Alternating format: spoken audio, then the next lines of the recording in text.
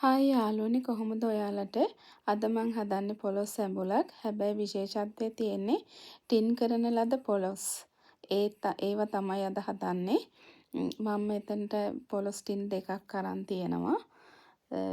හැමෝම කියනවනේ පොලොස් ටින් කරලා තියෙන ඒවා හැදුවාම රහ නෑ පොඩි වෙනවා.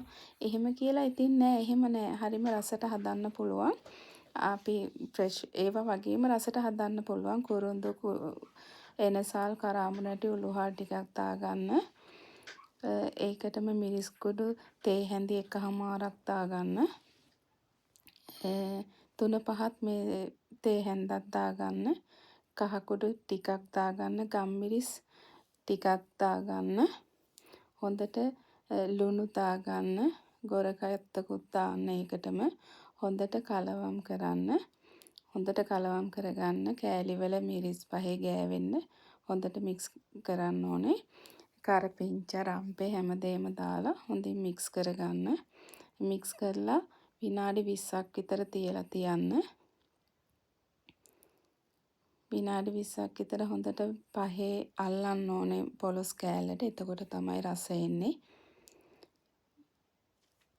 ඊට පස්සේ මම මෙතන තෙල් අරන් ටිකක් දාලා ඒකට අබ දාගන්න. අබ ටික පුපුරනකොට සුදු ලුණු රම්පේ කරපිංචා ඉඟුරු ඒ හැමදේම දාගන්න. රන්වන් පාට එනකම් බැදෙන්න ඕනේ. ටිකක් බැදුනහම රන්වන් පාට ආවහම ඔයාලා ඒකට දාගන්න මිරිස් කුඩු ගොරක අත්තක් දාන්න. ගොරක දැම්මහම හොඳට මේ තෙලට මේ අල්ලනවා ඇඹුල් රස. මිරිස් කුඩු හැඳි එකහමාරක් දෙකක් දාගන්න. 3-5ක් තේ හැඳි එකහමාරක් විතර දාගෙන ලස්සන පාටක් තද රතු පාටක් වගේ එනකන් ටිකක් බැදෙන්න දෙන්න. ගොඩක් කර කරන්න එපා. එහෙම වුණොත් පොලොස් එක තිත්ත වෙයි. ඊට පස්සේ ඒ තෙල් එකට පොලොස් ටික දාගෙන හොඳට කලවම් කරන්න.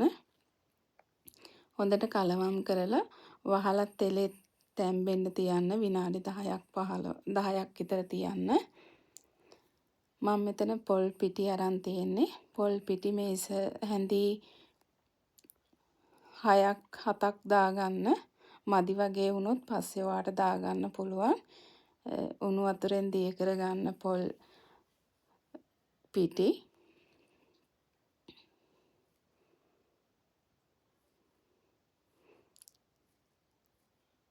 කැට වෙන්නේ නැති වෙන්න පොල් ටික දිය කරගන්න ඕනේ. නැත්තම් අර කැටි කැටි ගැහිලා හිටින නිසා එහෙම.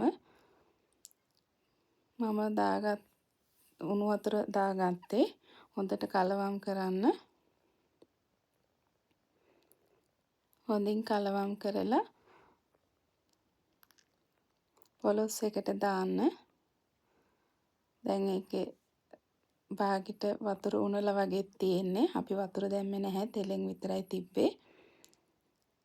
ඒකට මෙහෙමිට පොඩි වෙන්නේ නැති වෙන්න එහෙට මෙහෙට කෑලි ටික කරලා කිරි ටික දැන් දාගන්න. අඩුම ගින්දරේ දැන් තියන්න ඕනේ. අඩුම තරමේ මේ පොලොස් එක රස වෙන්න නම් පැය එකහමාරක් විතර ලිපේ ඉදෙන්න ඕනේ. හොඳට ගින්දර අඩුවම කරලා තියන්න. හොඳට වහලා තියන්න අඩුම ගින්දරේ. මේ දැන් විනාඩි 25කින් මේ තියෙන්නේ. තවම හිඳිලා එහෙම නැහැ. දැන් ලස්සන පාට හිමීට හැදෙනවා. දැන් මේ තියෙන්නේ හරියටම පැයකින්. මම වෙලාව බල තමයි මේවා කරේ. මේ හරියටම පැයකින්. බලන්න ලස්සන පාටක් ඇවිල්ලා තියෙනවා. ඒ වගේම රස තියෙනවා. හරිම රසයි. මේ විදිහට හදලා බලන්න කියනවා. ඒ වගේම මගේ පේජ් එකත් ෆලෝ කරන්න, ලයික් කරන්න. මේ පැයයි විනාඩි 15කින් මම අඩුම ගින්දරේ තියලා දැන් ඕෆ් කරලා තියෙන්නේ. මේ තමයි හදාගත්ත පොලොස් ඇඹුල.